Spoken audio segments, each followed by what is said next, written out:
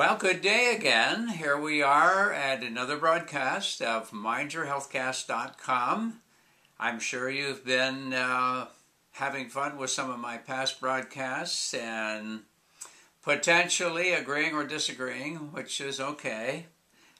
They are my views, my opinions, based on research on my side and many years of study. However, it doesn't mean that I'm infallible. But I work very hard to be as accurate as possible and give you as good information as I can. But above all, I want to provoke you to go out and do your own research. Then you know whether you're satisfied with what it is that I've talked about. I'm not trying to convince you of my position, but I am trying to provoke you a bit to learn and find out on your own. We want you to become an informed consumer. Whether it's in the field of medicine, meaning going for traditional medical treatment, or whether it's for alternative treatment, or whether it's going to a health food store, or whether it's getting online and ordering things, learn how to differentiate and study it out for yourself and ask a lot of questions. I don't mind people asking me questions, and it's a good practice to not just take what's handed to you and go away. Now, it's, of course, easier for the person who's handling or selling it to you. If you don't ask any questions, it makes it real simple. However, we do want you to be informed, and I'm giving you all this information to give you resources, places to go, and things to look at. And then you'll have to compare and ultimately weigh it yourself and decide for yourself. Don't forget to tell your friends, relatives, and whoever that the broadcast exists, that a new subject every week, starting at 4 p.m. on Sunday, and to go to the website. And if anyone watching this is interested in more about the clinical work I do, you can click from the website, mindyourhealthcast.com, and it will take you to Alternative Health and Prevention, which is the name of the health clinic that I operate. And otherwise, then you can find all kinds of information. There's a questionnaire on there. There's also that you can take and actually print it out. And if you look at the options on Alternative Health and Prevention, you will see that some of the options of things that I do here are listed, and there have been some specials on there for new patients to get started.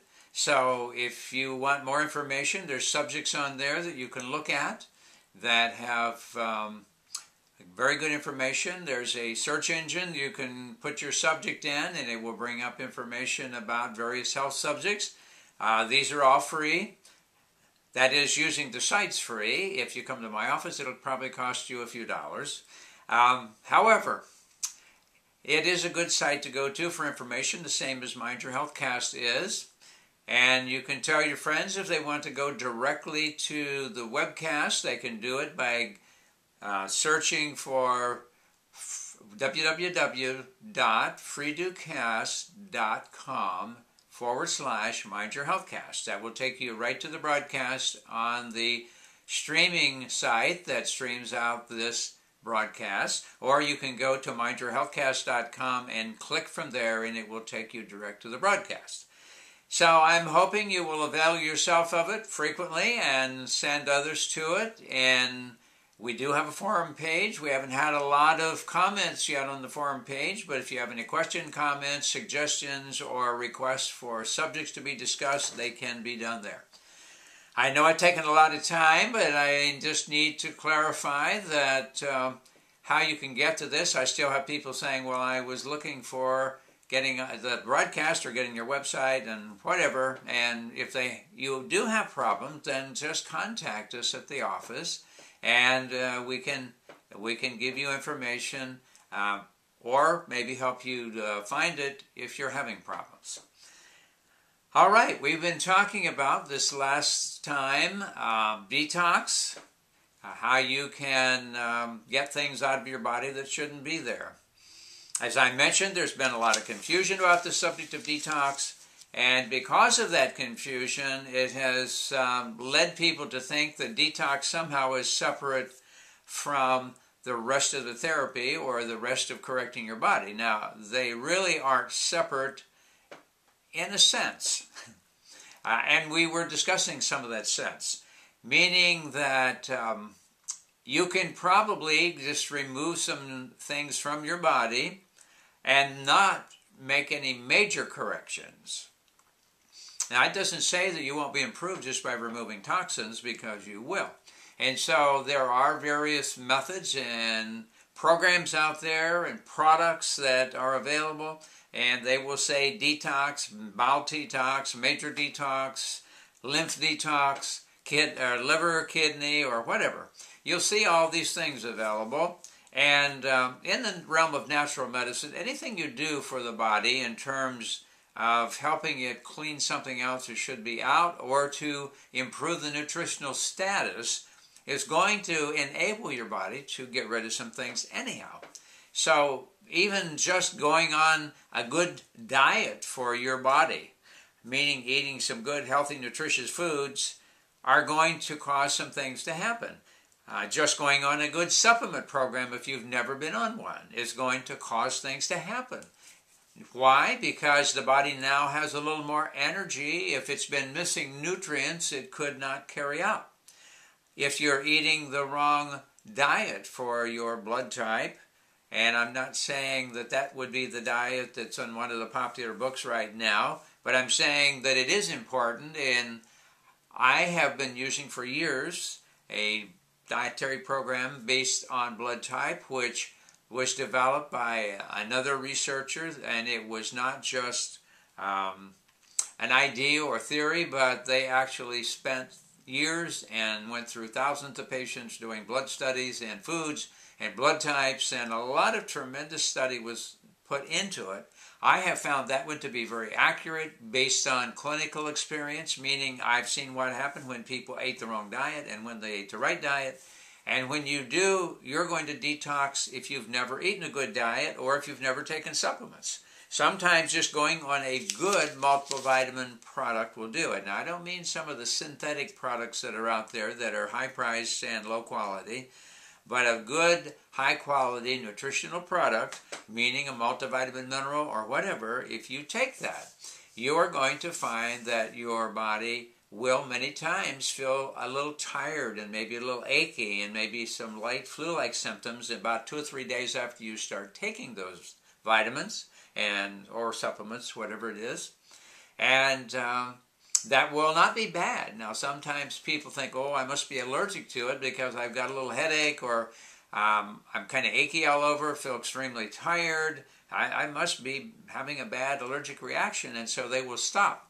Now, I've seen that happen actually in the realm of therapy, because I've known some medical doctors who had decided to do some natural things and put somebody on a program, and in about 2 or 3 days the person calls back in and say, I feel terrible, I'm aching all over, I feel like I'm coming down with a terrible flu. And of course the medical doctor, not being experienced but just having read a few articles about it or just decided on their own to do it, didn't know what to do.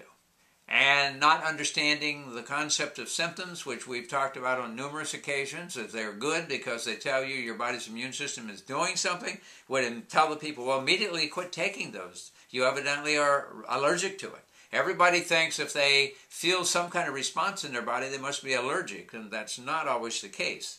Now, I'm not saying that if your throat starts to feel like it's swelling shut and you're breaking out in big hives, you could be allergic. It's possible. And on the other hand, it could be eliminating some really toxic stuff that would come out to your skin or whatever. So at any rate, if you were put on a program by somebody, it does not hurt to raise the question, unless you were feeling great and they told you, such as what I tell the patients, here's some things you can expect, because I do much more intensive programs, not only the right nutrients, but I do herbs and homeopathics and other specialized products, amino acids, fatty acids, all kinds of things that I will feel at the time when I started working with somebody what they need to do.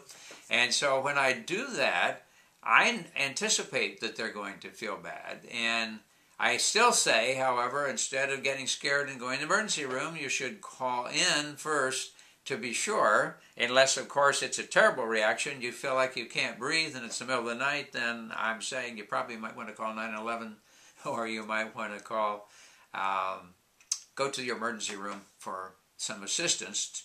I don't like that to happen, because if they don't understand, then they immediately want to stop all this, so they still want to give you antihistamines, they want to give you antibiotics, and they want to do a lot of things that can be disruptive of the program that you've started on. I'm only saying that to say you have to use common sense with it, and if it does scare you, as I say, if at all possible, that you can call in before you do anything else, it is so much better to do that. Now, we talked about the various systems of the body, and the last time we talked a bit about the kidneys and the lungs and the bowel and liver, immune system, and all these things. We had kind of gotten to the lymph system, and I wanted to really go into some detail with the lymph, because it's still, I would say, probably highly misunderstood. Now, you first of all have to understand that your body is going to give off certain byproducts of metabolism that need to be eliminated from the body. Now, a clean burn of the mitochondria, which are the energy-producing factors within the cell, if it's working really good, there's always going to be some free radical created, various types created within the cell. If you have the proper nutrition and the proper nutrients present within the cell and or molecules that are needed, that's not a big problem. What you need to be concerned about, though, is that you, in my mind, you need to really understand the process. Now, when the blood goes through the bloodstream and you have gotten nutrients into your body that need to get to the cells so the cells can function properly and or rebuild or do all the things that need to be done, you understand that the blood never at any time touches the cells. It stays in the blood vessels.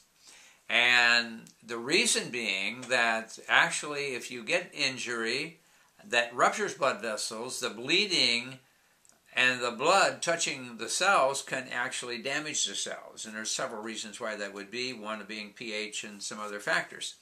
So it's under normal circumstances, the blood is not going to touch the cells. The blood is going to carry nutrients in all these vessels through the body, and in the vicinity of various cells, nutrients are going to move through between actually the cells of the wall of the blood vessel. It's almost like if you think of a sieve, of the little holes, they are large enough or can open up large enough for certain molecules to go through to get into the matrix, which is the tissue in between the functional cells of the body, and through the matrix and the basement membrane, the cell membrane, into the cell.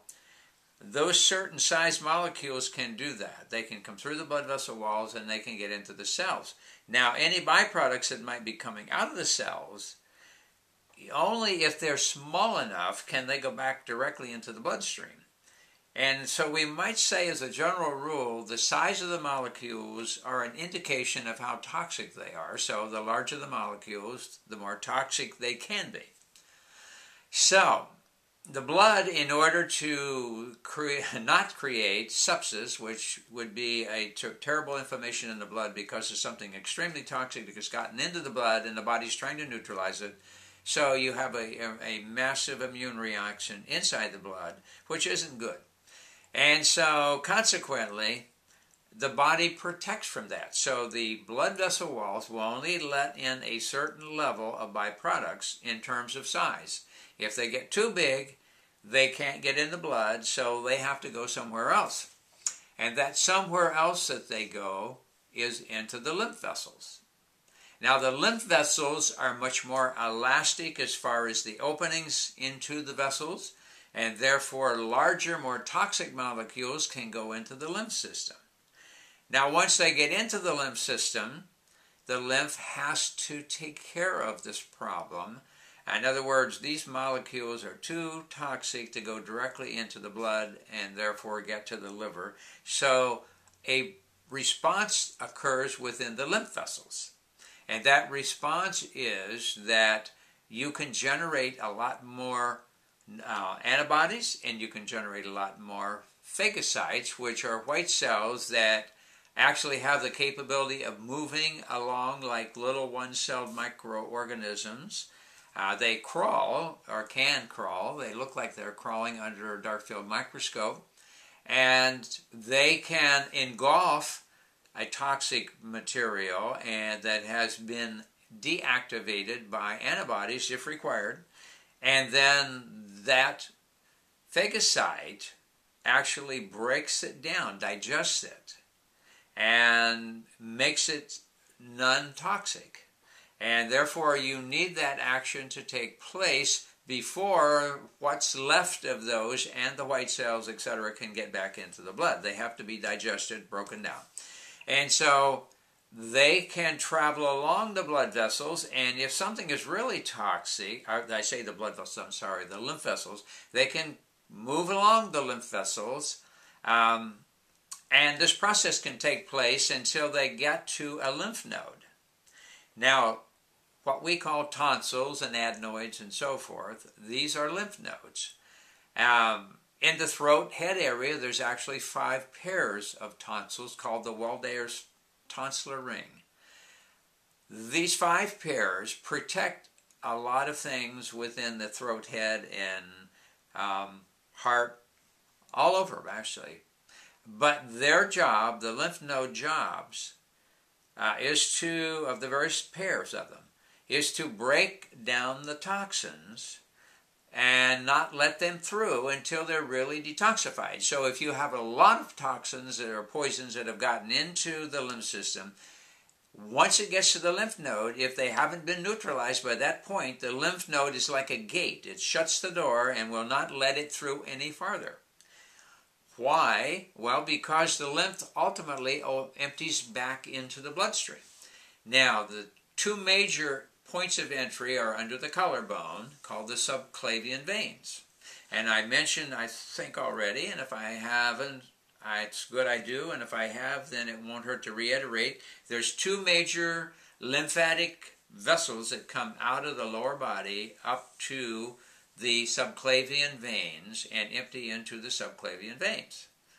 And it's the poisons from the bowel, the bladder, the appendix, anything that's going on in the lower body that produces toxic material or byproduct or has gotten some in there for some reason.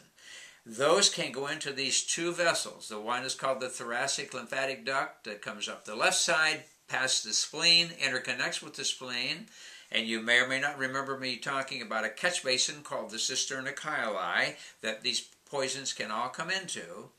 And they come up past the spleen. The spleen also interconnects, helps activate or generate more white cells as needed for the lymph system as it comes up through the left side of the body. And ultimately, as I say, it has to empty into the subclavian vein. But before it can do that, it has to be neutralized. And so these lymph nodes, if there's a lot of poison there, they swell up. And because they have shut the door. And in the process of swelling, they can become inflamed, they can become painful, they create a lot of more white cells to neutralize and break down this poison before the gate will open and let it on through. Now, sometimes the backup is so much that it can infiltrate out into the chest and get all the way up into, well, in women, in the breast, or men also, or up into the throat area. And if that happens, then the lymph nodes can begin to swell up in the throat, and you get something called Hodgkin's lymphoma, which is called cancer of the lymph. And that's because there were so many poisons the body could not get rid of them, and now they poisoned enough cells that we have a malignant process going on. So, the lymph nodes are unfortunately taken out so many times with surgeries or whatever, or even if it just swells up and they don't know what it is, they may just go in and snip it out. People's tonsils have been taken out. The palatine tonsils in the throat are actually major lymph nodes. Up into the nasal area, we have the pharyngeal tonsils, which are commonly called adenoids. That's the second pair. We have two near the ears that are called tubal tonsils. We have two that are down into the throat that are called pharyngeal tonsils, and we have two, laryngeal tonsils, and two under the tongue, which are called lingual tonsils. Now, they can't get to three of those pairs very easily to cut them out, but they can get to the palatine tonsils and the pharyngeal tonsils, adenoids, and if they keep swelling up. It used to be so common that many times they were taken out even though there was nothing going on. There was a day when they first started doing a lot of tonsillectomies that some child in a family of, say, 5 children kept having these recurrent throat problems. Well, what was going on is periodically the body was inflaming, trying to get rid of these poisons. So the doctor would say, well, I think we just need to take those tonsils out, and I'll come to the house and do it. This is before the big hospital technology. They said, we'll come to the house and take out the tonsils, and you have 400 other children, and even though they're not suffering any problem right now, well, they could down the road anyhow, so while there, we'll just line them all up and take all their tonsils out in the same time. So 5 kids would all have their tonsils removed, even though one was having the inflammations. Now, if the doctor had have known the right therapies to use, could have helped the body get through the process, actually neutralize the poisons, got rid of them, and that would have been the end of the tonsil problems. However, because they were in this mode of thinking that the symptom is the problem, and therefore you get rid of it. Now, I just want to throw this in, and we talk about it usually when we're talking about homotoxicology, but we have in the medical diagnostic codes tonsillitis as a disease, a named disease, a diagnosed disease. Now, the question is, if the tonsils are inflamed, why are they inflamed? Well, it doesn't make any difference if you're doing regular medicine.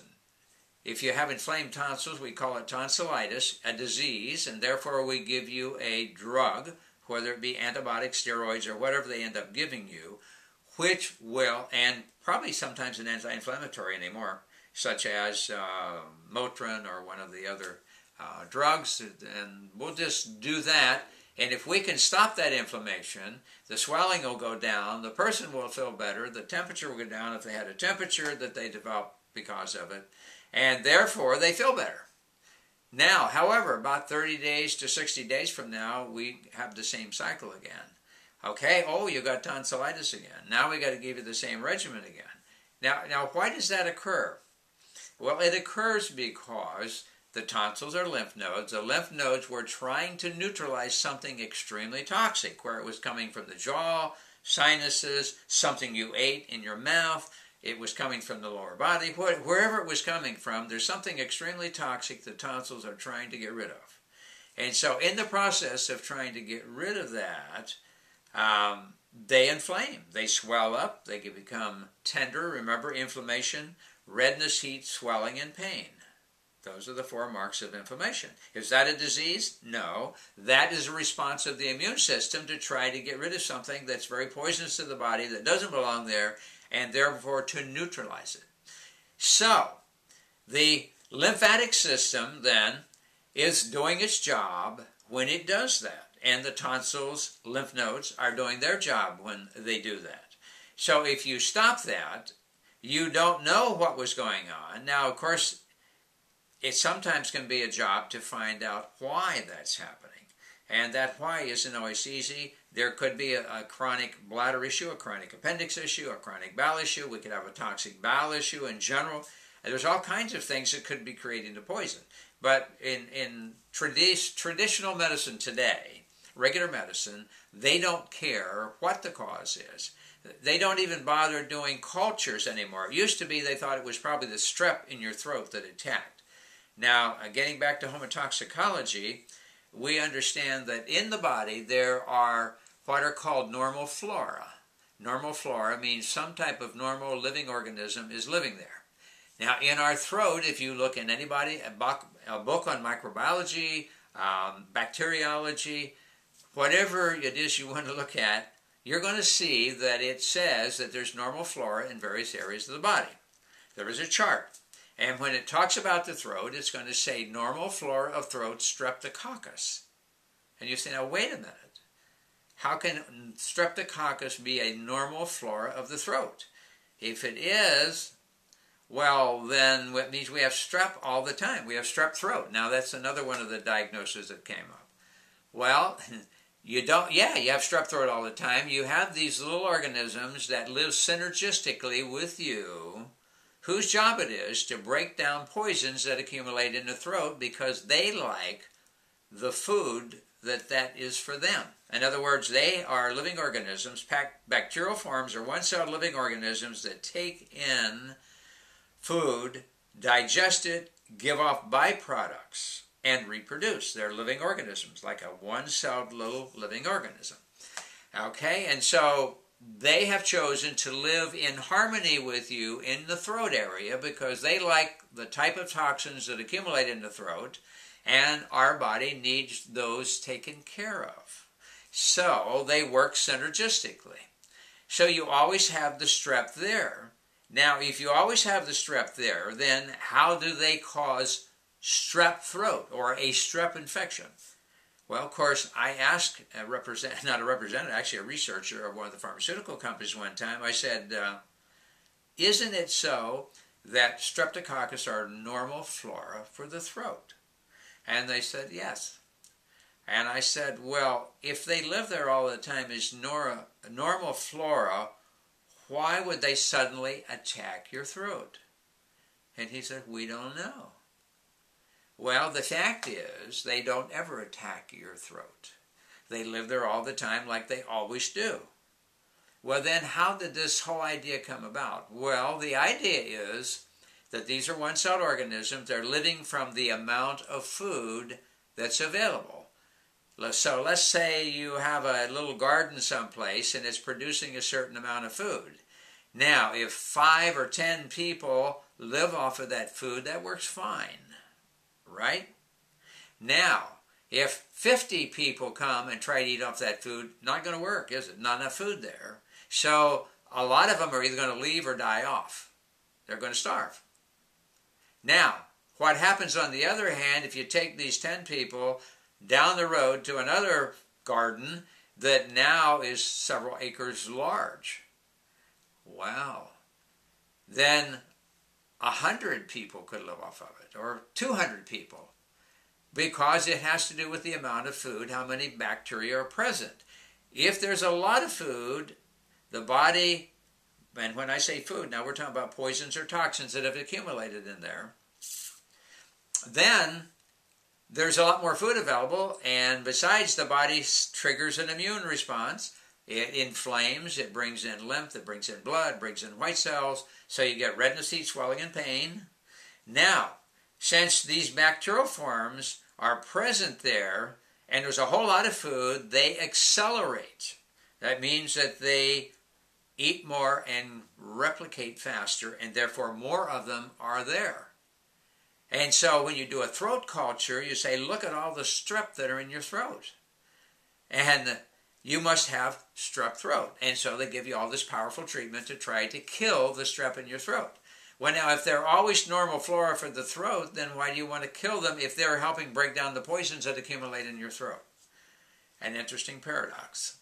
At some point, we'll go into that more, but the problem is that as soon as the amount of poison is gotten rid of, guess what happens? Reproduction slows down, the colony gradually dies off back down to background again. But still there, because at any time, at any place along the way, if you took a swab and swabbed around the throat, put it on a culture plate that had the right food, because remember, each type of bacteria likes its own type of food. So the strep happened to like a certain type, and if you have a culture that has that type of food, the bacteria will grow in it. And then you say, wow, a strep issue. Now, I know a doctor from England that was involved in a study where they had people come in, they would do a throat culture. They had what they call sore throat, tonsillitis, and all of tonsillitis means the tonsils are inflamed. And what does inflammation mean? The immune system is doing something. I'm saying that over and over because I wanted to connect. I don't know how many times I've told people, if you may develop a sore throat from this, what it means is that it's bringing up poisons that the throat is going to try to neutralize. Don't run right off the emergency room. Let us know. Chances are, if you did nothing, it'll rectify itself anyhow. You'll go through the cycle. If it is feeling really uncomfortable, let us know. We can accelerate the process. We're not going to stop it, but we have things that can accelerate it and get it through faster. So, this study, they did the culture. Look at that, high colony of strep. They gave the person the right homeopathic treatment, at no time killed any streptococcal organisms, and guess what happened? In a few days, actually a very short time, sometimes within a day or two, you can just see it resolve itself, go back in and reculture, and there's a very low level of strep again. We didn't kill any strep. They died off automatically. As the food dissipated, they died off because the body went through the cycle of getting rid of it at a faster rate because of what was done for them. So if you don't understand anything else out of this whole thing, I hope that it registers that inflammations are not a disease. Appendicitis is not a disease. Appendix has gotten a lot of poison in it and has become inflamed. Tonsillitis is not a disease. It's inflamed tonsils, that something is there that shouldn't be there. The body immune system is inflaming to take care of it.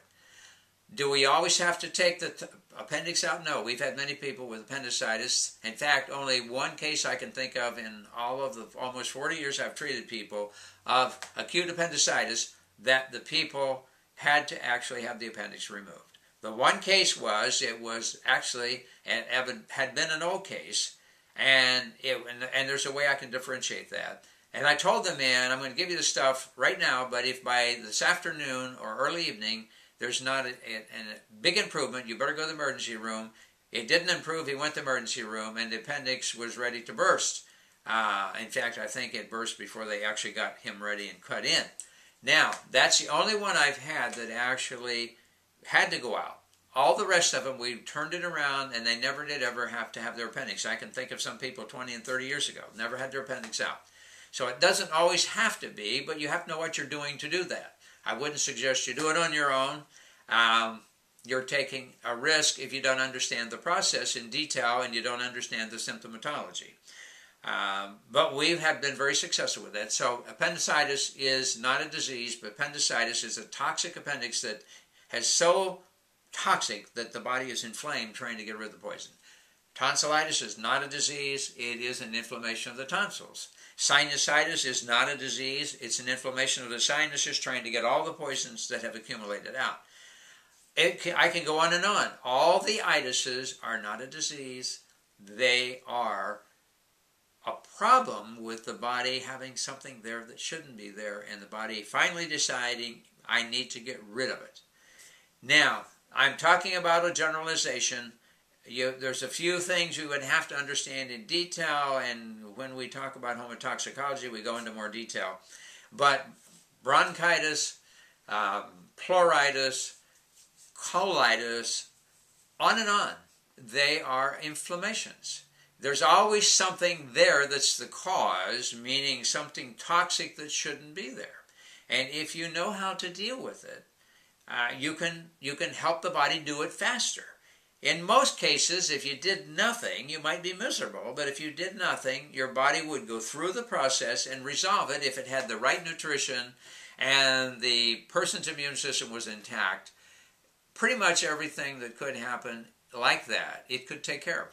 But there are cases where people eat lousy diets, they never take any nutritional supplements, they're deficient, the immune system is compromised either from stress or overloading until it finally can't work anymore.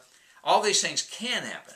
But see, this lymphatic system, as I say, is very important to bring this stuff up and detox it so it can go back into the blood and finally finish in the liver and get out of the body. So that's the process of the lymph system. Now, there are, however, sometimes that they're extremely toxic molecules, great big molecules, that can't even get into the lymph system because they're too toxic even for the lymph. So then what do? Well, of course you die. No, that's not true. I'm being funny. Not true. What happens is there is another system tied in. The body is always very protective. It's actually more protective than the dual systems on airplanes. The body has always all these alternatives that can kick in if absolutely have to. The body has another lymphatic backup system called the RES, the reticuloendothelial system. Now, most people have never heard of it. I'm afraid some health practitioners have never heard of it, both within standard medicine and in natural medicine. But it's there. It's called the reticuloendothelial system, or just RES for short. And that's not to be confused with the reticular activating system in the brain.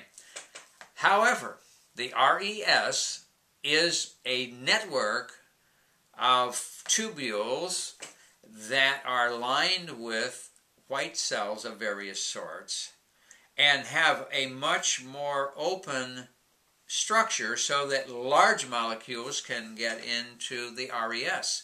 The RES interconnects with the liver, the spleen, the bone marrow, and is the area where the worst, nastiest, largest toxic molecules go. And so sometimes when something is that toxic and you've got something going at that level, it's a deep, serious, nasty poison. And you do need something to support that if, number one, you know it exists. As I say, many people, I've taught seminars with doctors and they never heard of the RES. Probably it was mentioned at one time when they were in medical school, but wasn't elaborated on, because after all, you don't need to know anyhow, because all you need to know is if you have an inflammation, you take a drug to get rid of the inflammation. I'm saying this kind of sarcastically because there's several books on the market now that saying our big, really serious problem is inflammation. No, the big serious problem are the poisons that provoke the inflammation. That's the big serious problem. So, if you want to feel better, sometimes you can take some drugs that will stop the process, the inflammatory process, redness, heat, swelling, and pain, that is the immune response. You can do that. But have you made you healthier? No. And if, again, I raise a question I've raised some other times, look at the health status of people in this country. Are they healthier? I don't think so. In fact, is there more chronic disease than ever? Yes. Is there more cancer than ever? Yes. Are there more degenerative diseases of the nervous system than ever? Yes. Degenerative diseases are the result of mishandled acute problems in most cases. Now, everything has its exception, and it's not really an exception. You just have to understand where you can draw lines. But the fact is that in our country today, we have a multi-trillion-dollar health, quote, or slash sickness. It's not really a health system, it's a sickness system. Bill, because of the fact that over the years we have suppressed, as people are growing up, the acute cases where poisons are trying to be liberated from the body and we don't let it happen. We want the person to feel good, so we keep pressing them back in. We train doctors eventually, don't worry about what it is. Here's the symptom, here's the drug, you're done. And what have we gotten out of it? An outlandish, tremendous, ridiculously high bill and not better health. Now something is not quite right, I would say. I don't know if you agree with that or not, but it appears to me that something isn't what it ought to be. Now, I think we ought to be raising some questions. What is wrong? Is the model wrong? Is the theory that inflammations are bad? And that's why I mentioned about these books out. Well, if you just shut down the inflammation, you're going to feel better. Yes, you are. And if you have an organ transplant and you feel really lousy after all the stuff that's been done to you, and they give you all these immunosuppressive drugs within a week or two when the immune suppression really kicks in, wow, you wake up feeling great. Why? No more inflammations in the body, no more attempts at the immune system to get rid of anything. You feel fine. Until, of course, the day of reckoning comes. And we don't really want to talk about that because that can be pretty nasty. However, just to think that you feel better, I guess I had to get out my old rose-colored glasses again. You know, I've mentioned before that the Surgeon General of this country in 1968 appeared before the U.S. Congress and said, "Gentlemen, you can close the books on infectious diseases. In essence, it's all over. We've got an antibiotic that's going to take care of everything. You don't have to worry anymore. The infectious diseases are no longer going to be a problem." What about today? Is that the case? No. But those were really pretty rose-colored glasses at the time. But, you know, when are we going to wake up? Sometimes I think we need a bang in the head to wake us up and say, wait a minute. We're paying out all this money. Every year the bill is going up. Every year people are dying more and more of terrible illnesses, and if they don't die, they're put on life support to keep them alive, or they're the walking dead. And I'm not doing that to insult people. They don't know any better, I guess, and haven't paid attention, but we just have not educated people in health, and we actually have done, in some cases, a poor job with doctors of understanding what it takes to be healthy. We have ignored diet over the years. We have created chemicals that never existed before in the known history of the earth. We have assaulted everybody with high levels of radiation and electromagnetic radiation. We have denatured the food. We have depleted the soil. We have overloaded it with pesticides, herbicides, and artificial fertilizers to grow something out of it so we can put it in our mouth. And then on top of it, we process it and we cook it to death, and we do everything we can to destroy it, including the enzymes in it that are there for a purpose, so that it sits on the shelf longer. What we're putting in our body is imitation food. It is not real food. And imitation food does not create real health. It creates imitation health, the same as the imitation health system is creating imitation health. But are people healthier? No. And then we distort statistics, which I don't have time to even go into now, but we distort the statistics about the average life expectancy. Now, I mentioned that before, and I'm not even going to get into it, but that is a phony set of numbers. It's a probability mathematical equation that is subject to many, many variables, and because of the way it was set up originally, it was slanted. Because of the big flu epidemic, there was a lot of people died unusually in a certain period of time, made it look like we could only expect to live, I remember the first ones, late 50s for men, early 60s for women. Oh, it's terrible. But it wasn't true. And as every year went away from the 1918 flu epidemic is what I was talking about. I guess I did get into it after all. Every year that goes away from that year, 1918, we have a more likely, according to this equation, expectation of living longer. And so, consequently, big deal, we aren't. Now, we have people that are hanging on in our, as I say, life support, or walking around in life support, pulling an oxygen tank, and on so many drugs they can hardly walk. But that isn't living. But if you actually look at the numbers, way, way back, people lived over 100 years old, and when you actually go back to something called the average lifespan, not average life expectancy, but the lifespan based on actual birth and death records, we actually find the average lifespan for the last 200 years has been about 85. Now, this was researched by two researchers, spent a long time doing it, and that's the average lifespan, has been for the last 200 years old, if not interfered with. But today, we got big problems, and we're killing people off with the therapies, actually, and the terrible food, and the high stress, and so forth. Now, again, we don't have time to get into all that, but I'm just bringing this up because we got some very bad information. The fact is that, as I say, every year from that period of time, which was 1918, every year away from that, the numbers go up. So every few years, the medical establishment will bring up this factor again and say, look at this. Now they've got it up a few years, and several years higher than what it started out. I remember thinking, wow, can only live to 58 many years ago, and I didn't know anything about all this. But anyhow, it looks better, but it's actually a contrived figure. It means nothing.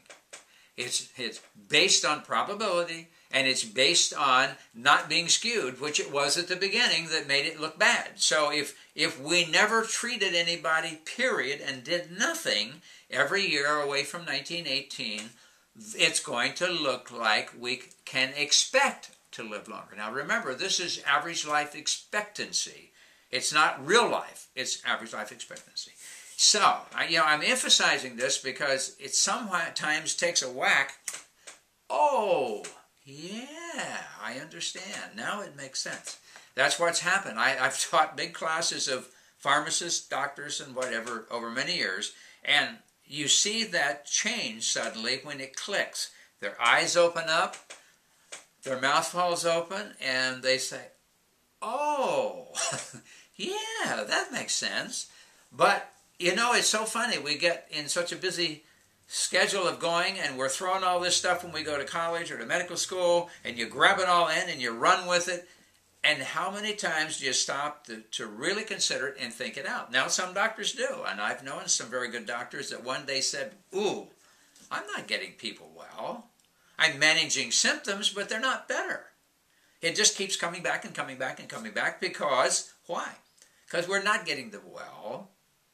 If we got them well, we wouldn't expect to see them for a long time. Now, I understand that's good practice building, but it doesn't really get people well. Okay, we're running out of time, and we're talking about the lymph. Remember the 3 tiers of the return detoxification: blood, lymph, and RES. And the worst stuff gets in the RES, and there's a few things that I know of that can aid the RES in accelerating and taking care of the problem. In most cases, if you don't know it exists, then of course you don't worry about doing anything. Okay, so now you understand a bit about the lymph. I really want to emphasize it because I think that that's a major important understanding, whether you're a doctor of osteopathy, a doctor of medicine, a doctor of naturopathy, or oriental medicine, or whatever you do, you really should understand this. Because until you do, you're just shooting in the dark. It's like closing your eyes and firing a shotgun and hoping one of the BBs hits something that you want to hit. Because you don't know what's going on. If you don't understand physiology and you don't understand pathology, you don't understand how the body, and biochemistry, and you don't understand how all these things work, how can you do a meaningful therapy? And I've worked with teaching seminars with doctors of all kinds over the years, and some of them, it clicks. And once it clicks, as I say, you see the aha. And when you see the aha, it changes the way they work. I've had pharmacists that were in classes I taught said they don't know why they got into pharmacy. They come to see me as patients, they send their family to see me, they send friends and other people they meet that are not getting well, and they know they could. And so once it's understood, it makes so much sense because it's logical, because it's the way it is. It's the way the body works. Okay, so remember that there's a couple of two types of toxins. Those that are generated inside, that are the normal byproducts of body function, and toxins that come from outside. And that's all the chemicals, toxic medicals, all the drugs people take, legal and illegal. And those are the things that come in from outside. And if we had time, I'd tell you about one of the illegal drugs, and how toxic those can be, because they can be contaminated and they can be made by people, or they can be diluted with stuff that you have no idea what it is. I personally can't see how I would want to trust my body with somebody selling me something off the street that looked like they just came off of, I don't know where, maybe a survivor of a leper colony, and buying those things and putting them in their body. I mean, I have trouble with that.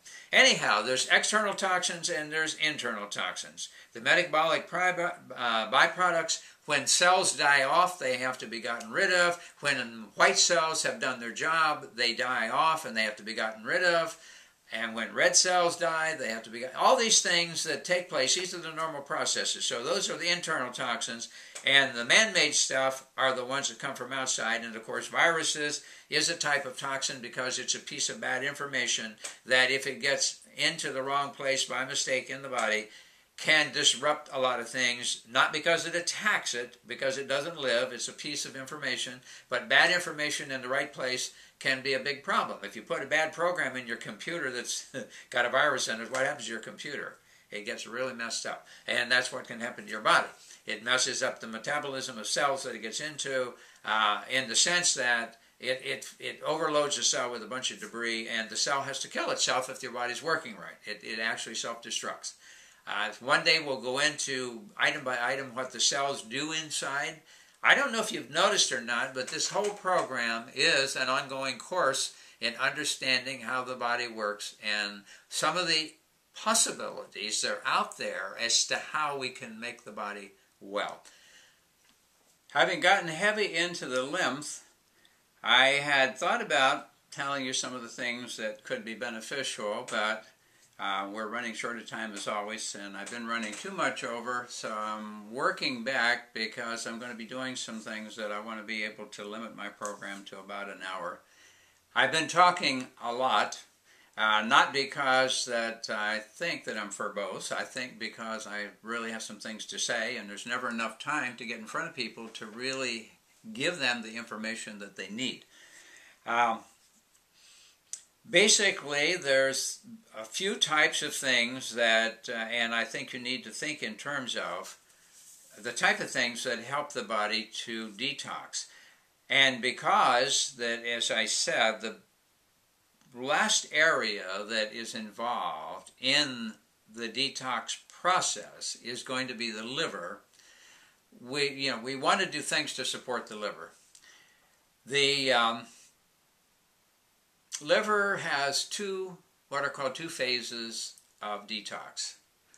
Those phases have to do with the type of toxins that are present, and one has the ability to change the molecule and hydrate it and so forth. I'm not going to get into any chemistry of it. The other phase has the ability to actually oxidize and neutralize the toxin, whatever it is. And so it's very complex in a sense, but it's very interesting at the same time because there's a certain group of special cytozymes that are called P450s that help part of the stages in the liver. And the other major factor in the phase 2 has to do with glutathione. Glutathione is an interesting molecule, and you occasionally hear people talking about it.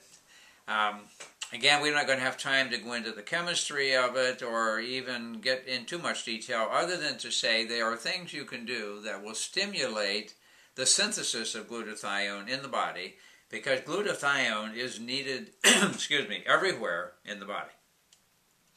It's needed in every cell of the body, and it's especially needed in the liver because of the mammoth amount of toxins that come to the liver. Now, when you think of the liver, remember that the liver works 24 hours a day, 7 days a week, taking care of the normal things it needs to take care of apart from detoxing. Now, I don't know if you've thought about the liver in that way, but remember that in the body, when you bring fats into the body, you need them in different forms. And so the liver is heavily involved in fatty metabolism. It has to synthesize things like cholesterol. And I hope you remember my broadcast on cholesterol, that high cholesterol does not mean you're going to have a heart attack. It means that you have high cholesterol because your body needs cholesterol to repair itself, and something is going on that's breaking your body down that requires a lot of repair, and therefore the message goes to the liver to make more cholesterol. And now, I'm not saying people with high cholesterol cannot have a heart problem, but it's not caused by the cholesterol. The same thing that causes the heart problem, also causes the body to have high cholesterol if it's not a familial thing. Now, remember that some people inherit out of their ancestry, the need for high cholesterol was very great in some past time in their ancestry because of tremendous stress they were living under. And so it went up extremely high because the body breaks down under stress and therefore needs to be repaired. And cholesterol is part of the repair mechanism.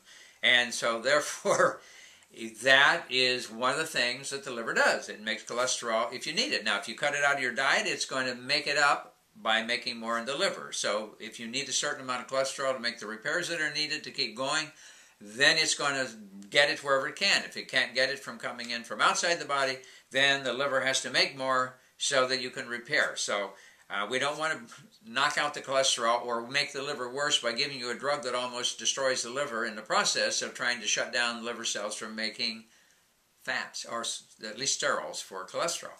But anyhow, and when fats then are used up, they have to be broken down. And so the high density lipids are the ones that carry the worn out cholesterol back to the liver to be broken down. And so we have to synthesize, and those high density lipids are not cholesterol. It's not good and bad cholesterol, as you've been told. High density lipids are carriers, and low density lipids are carriers of cholesterol. So the number of them that are present have a lot to deal with let's say, how much you need. If you need a lot more worn out cholesterol be brought back to the liver, then the body's going to produce more high density lipids. If you need more repair because you're breaking apart, then there's going to be more low density lipids to carry the cholesterol to make the repairs. So they're not bad guys, and you have to understand that they're not really bad, that they're there for a purpose. So, the thing to do is that you need to work with supporting the liver, because that's one of the functions it has to do. It has to make the right types of fatty acids and sterols, and it has to break them down when they're used up. It also has to produce all the raw material, including sterols, to make hormones, and then when the hormones are released, they have to go back to the liver to be broken down. It also produces raw material to help the thyroid make thyroxine, but then the thyroxine needs to be converted from T4 to T3, so it's got to go back to the liver and be converted, and therefore, guess what?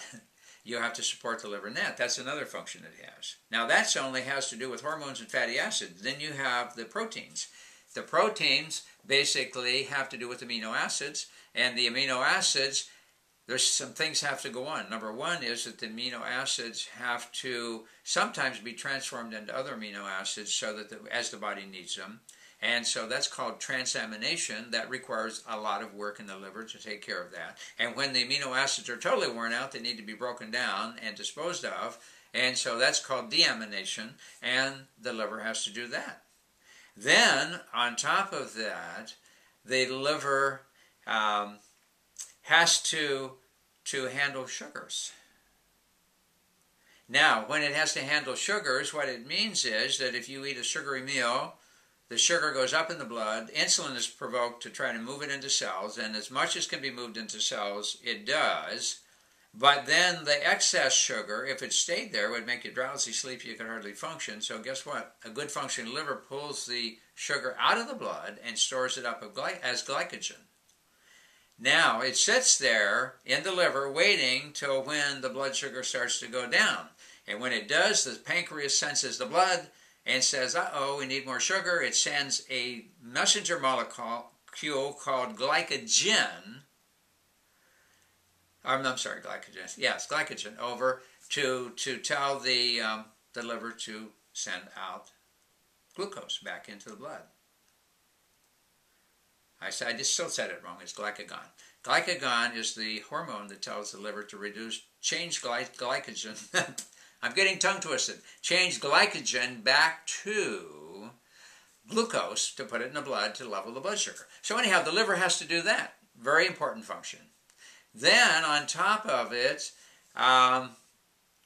once the deamination is taking place and the byproducts of used up amino acids in the body, there's a byproduct called ammonia that's released.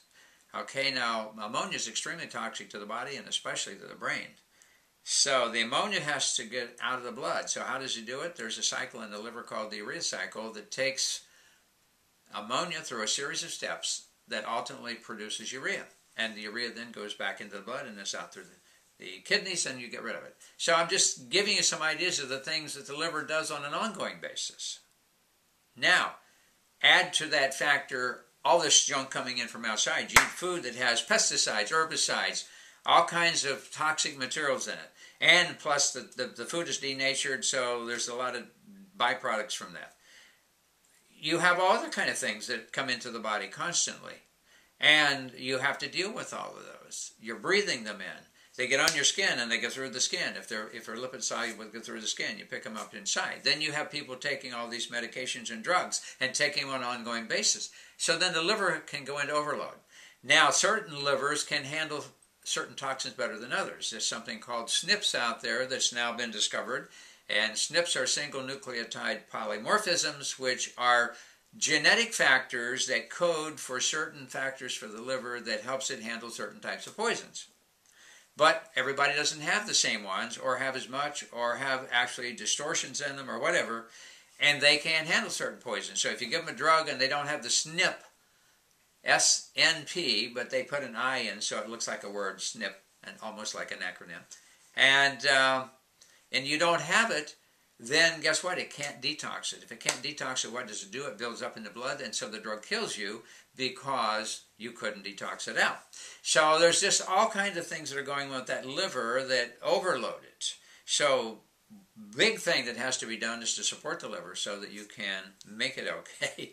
Otherwise, you can be dead if the liver fails. Or you can get a transplant, maybe. Depends on whether you can afford the $5,000 a month between you and your insurance to pay for the drugs to keep it in there. Then you could get another liver, maybe. Depends on how many are available. But don't worry, there's things being done. I told you about xenotransplantation and the pig genetic alteration that's being worked on and all that's going to be $1 billion market. Now, what is all this telling you?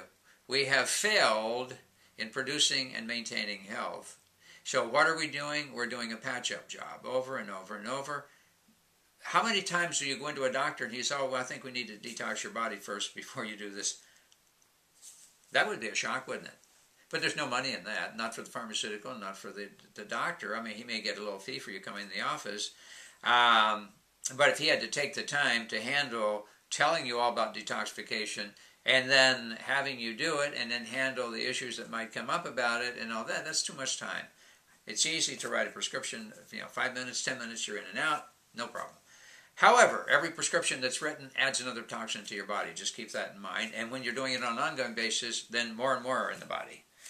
Now, I'm not trying to scare you, but I'm saying you probably want to be a lot more informed than what people are. And there's some other things we're going to need to talk about. We're going to be doing something on placebo and nocebos pretty soon in detail. And I think you're going to find it fascinating. And it's going to raise some big questions. And I hope you're prepared to deal with those questions, because it affects your health tremendously.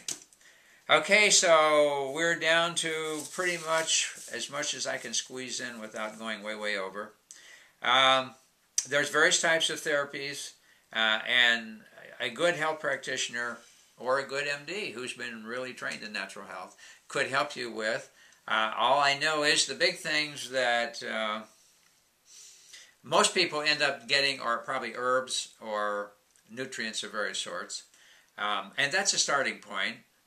Even good food and good vitamins, if you've never taken any of them, are going to make a big change in helping your body detox. Then there are the herbs, various types of herbs, either singularly or in combination, that will help you get rid of a lot of stuff out of the body. I believe that the real deepest thing is going to be basically homeopathics. There's a different way in which they work. They don't work like anything else that you know about. And now there's a new book. I mentioned the book before. And it's called, it's a big long title, The Basic Code of the Universe, The Science of the Invisible in Physics, Medicine, and Spirituality. And the doctor is from Italy. He's an MD, head of a big research facility, a group that they put together. Massimo Citro, MD. It's available. You can get on our website, go to Amazon and get it. And very good, brand new out. If I recall, it came out in this last few months, actually.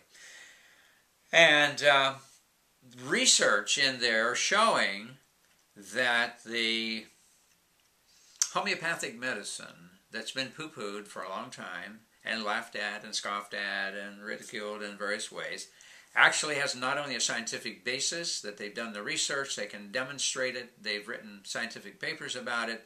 It's no longer in question whether it is valid. It is, and it's going to snap your garter if you read the book of the research that was done. One of the researchers involving Luc Montagnier, MD, the doctor from the Louis Pasteur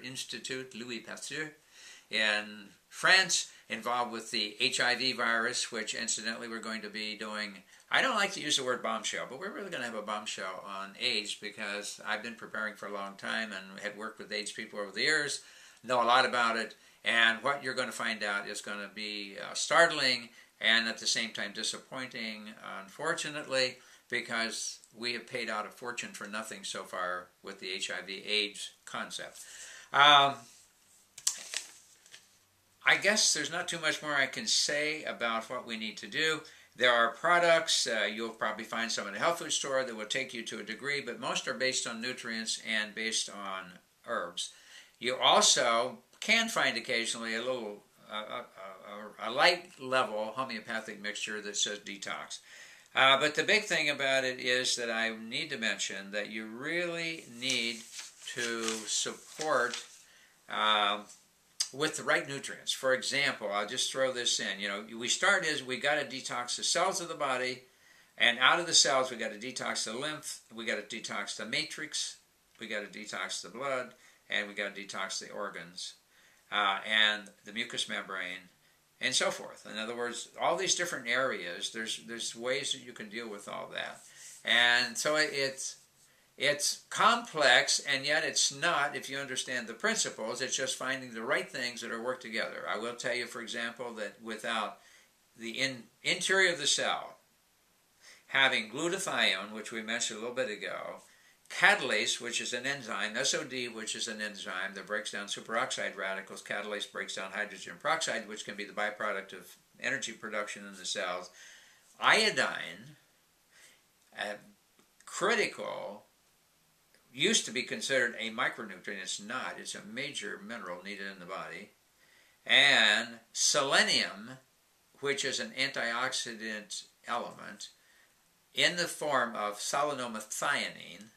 If you don't have those in the cell, you cannot protect the cell and cause it to get rid of the poisons that need to be gotten out of there. Under a normal cell cycle, you give the right things to the cell, and it lives on and on until it starts to weaken.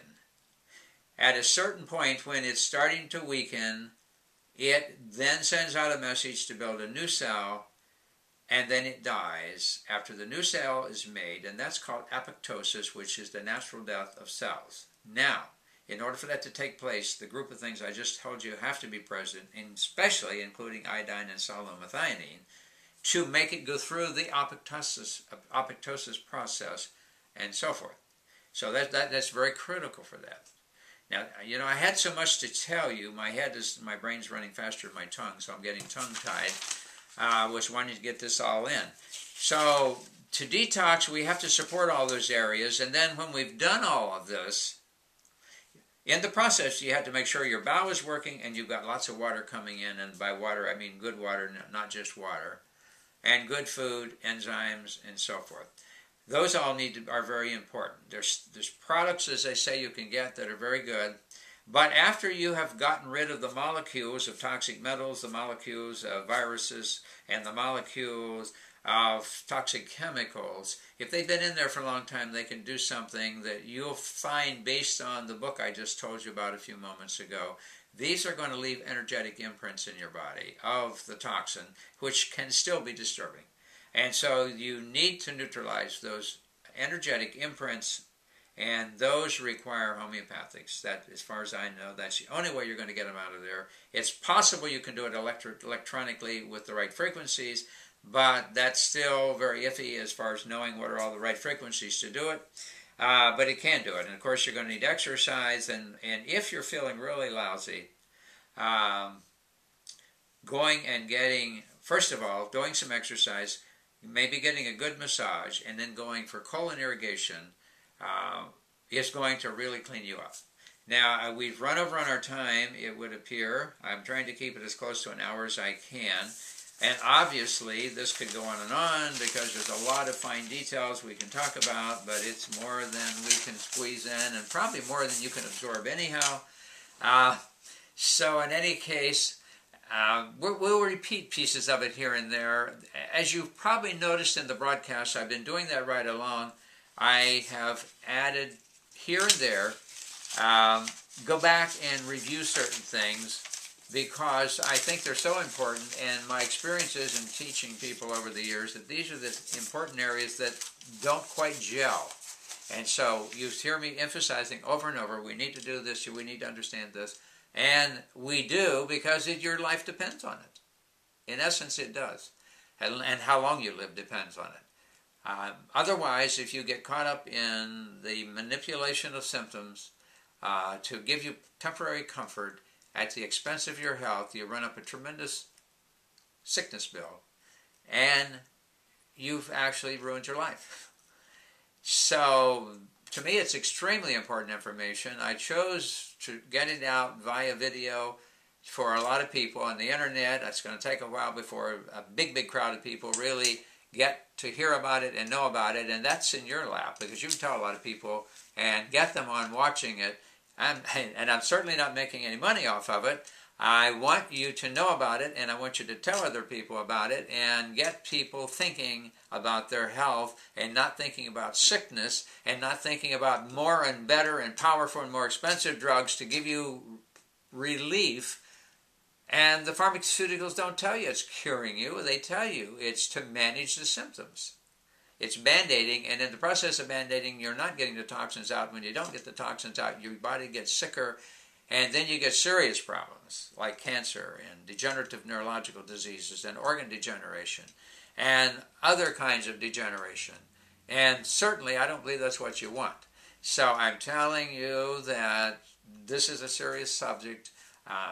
Probably should have done 3 sessions, but I know it gets so heavy after a while that it's so much your mind gets tired and it shuts the doors and says forget it.